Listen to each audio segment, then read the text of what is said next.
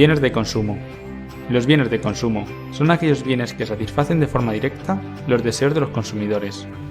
Las galletas, el aceite, la leche, los lápices, la ropa o los muebles son ejemplos perfectos de bienes de consumo.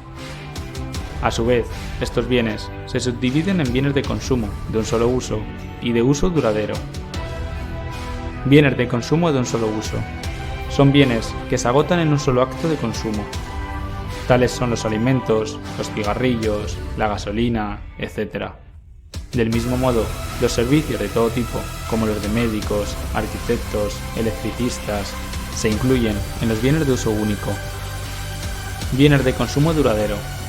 Estos bienes pueden utilizarse durante un periodo de tiempo considerable. Es indiferente que el periodo sea corto o largo. Dentro de esta categoría nos encontraríamos con las televisiones, el cepillo de dientes, la ropa, los patinetes, las consolas, el microondas, etc.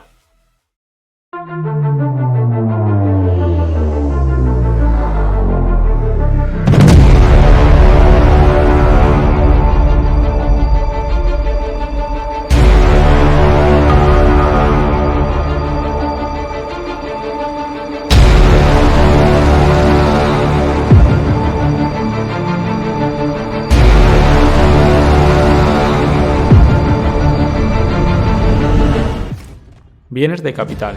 Son aquellos que intervienen en la producción de otros bienes y servicios.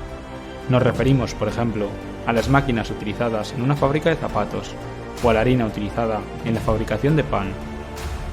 Estos bienes de capital también se clasifican en bienes de un solo uso y bienes de uso duradero. Bienes de capital de un solo uso. Se utilizan en un solo acto de producción. Bienes de capital de un solo uso serían el carbón utilizado en las fábricas, el algodón en bruto, el papel utilizado para imprimir libros, etc. Es decir, una vez utilizados, estos bienes pierden su forma original. Bienes de capital de uso duradero. Estos bienes pueden utilizarse una y otra vez. No pierden su utilidad por un solo uso, sino que se utilizan durante un largo periodo de tiempo. Por ejemplo, las herramientas, los tractores o las máquinas son ejemplos muy claros de bienes de capital de uso duradero. Debe quedar claro que la distinción entre bienes de consumo y bienes de capital se basa en los usos que se dan a estos bienes, no en la naturaleza de los mismos. Hay muchos bienes como la harina o el carbón que, dependiendo del uso que se le dé, son bienes de consumo o de capital, por lo que hay que tener mucho cuidado. Número 3. Según su grado de transformación.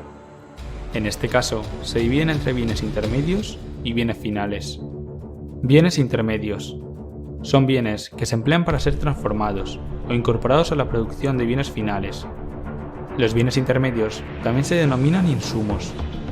Por ejemplo, el algodón de los campos es un bien intermedio, ya que se vende a la hilandería, donde se transforma en hilo.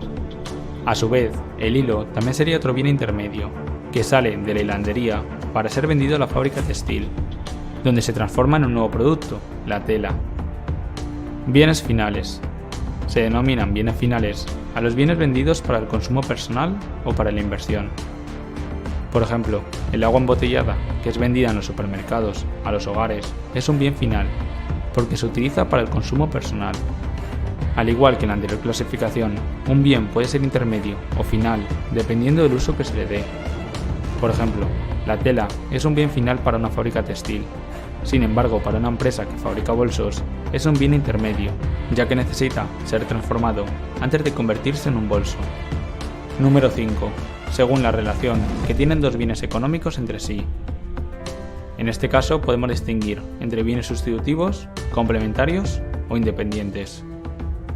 Los bienes sustitutivos son los que cubren la misma necesidad. Es decir, si se consume uno, no es posible consumir el otro. Por ejemplo, para ir al cine, puedes ir andando o en coche, pero no en ambos a la vez.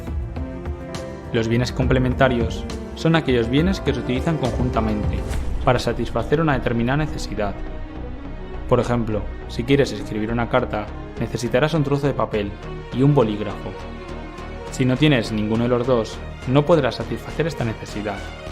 Y por último, los bienes independientes son los que no tienen ningún tipo de relación entre ellos. Por ejemplo, entre un coche y una manzana no existe ningún tipo de relación.